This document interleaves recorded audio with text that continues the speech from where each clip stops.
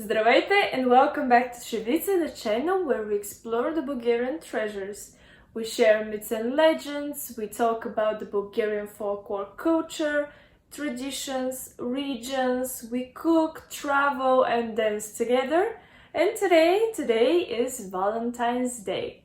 People are celebrating their love, but in Bulgaria, we celebrate wine growers, winemakers, innkeepers and gardeners. But first, let me tell you some interesting facts about the Bulgarian wine, or as we call it, the liquid gold, because it's considered to be a gift from the Thracians. In our culture, wine is actually a compulsory part of our either celebrations or daily life, for example, having a dinner with a glass or a bottle of wine. But it's also very interesting to share with you that the British politician Winston Churchill used to order every year 500 bottles of wine from Bulgaria.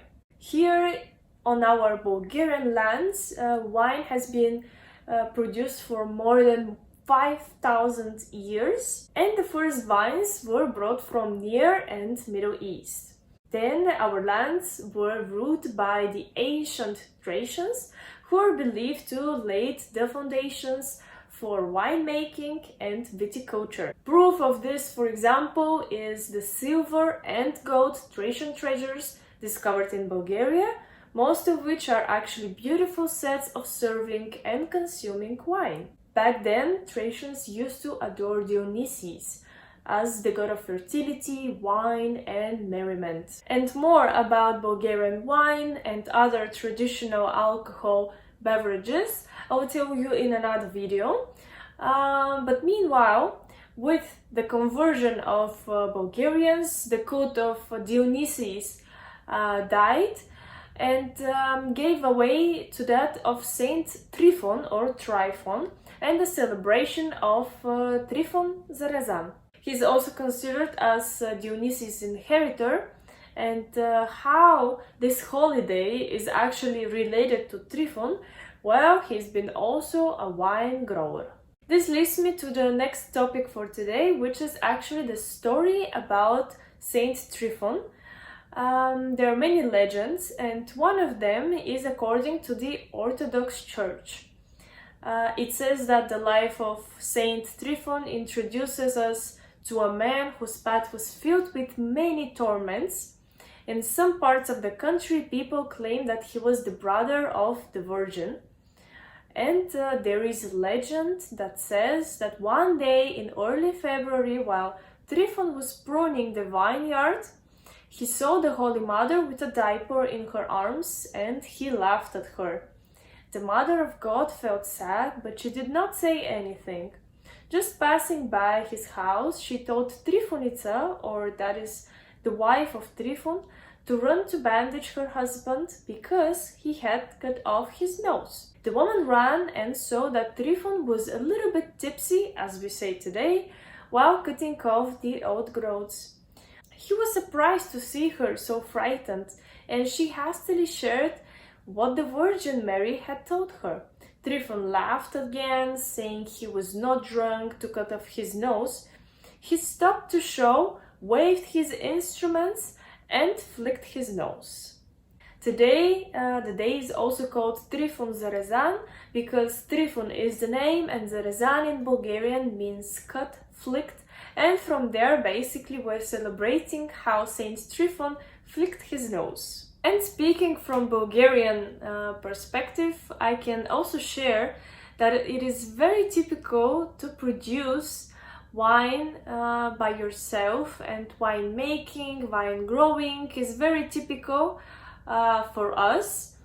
I remember from my childhood memories when my dad used to produce the wine himself with one of his friends at the basement, which is very typical. Or if you have grandparents in the small villages, it is also very typical to see your grandfather preparing the wine with the grapes in the big barrels, and it is a very special production, I would say, because it is nothing in comparison with the one in the supermarket. It is totally different taste, because the grapes are different. You know what exactly is inside the wine, and wow, it's made with a lot of effort and love.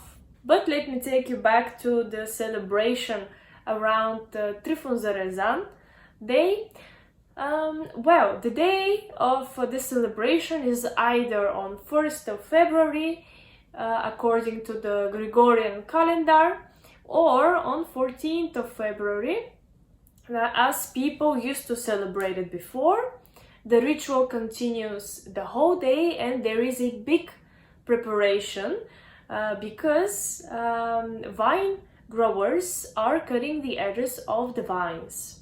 In the early hours of the day, before even the sunrise, the housewife is baking bread with the decoration of vine leaves. She prepares chicken stuffed with rice or bulgur, and a portion of the homemade delicious is put into a bag with a bottle of wine that is also called the wine vessel.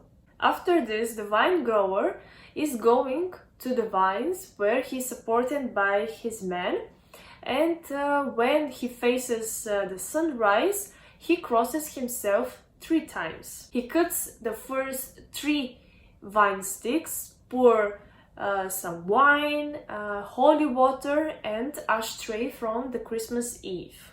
After this, the vine grower and his men continue cutting the rest of the vine, and after finishing the hard work, men are of course ready to have some food and wine.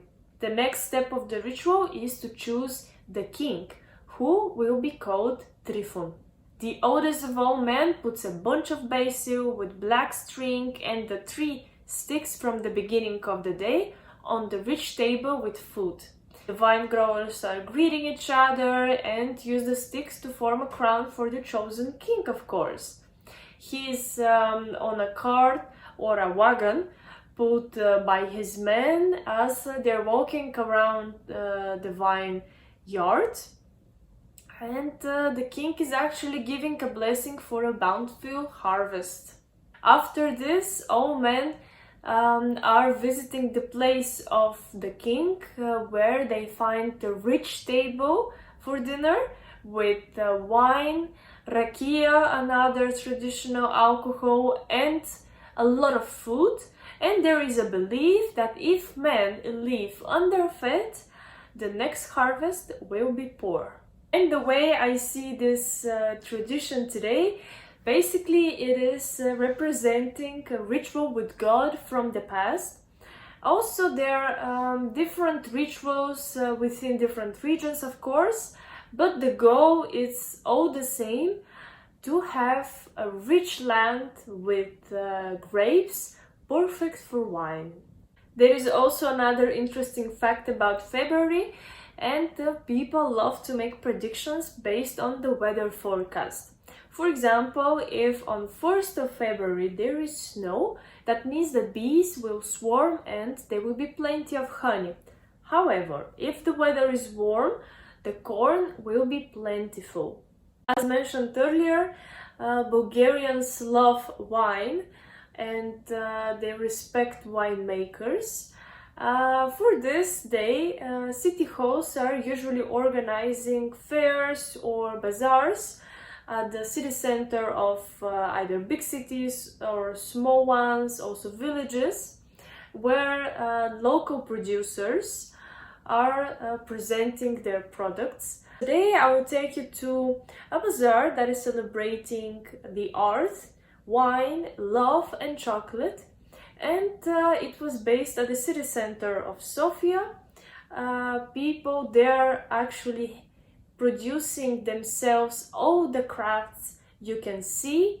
There, small businesses have the opportunity to be visible, to be supported, to display their production. And for me, this is actually extremely important and meaningful, when especially you are in the big city.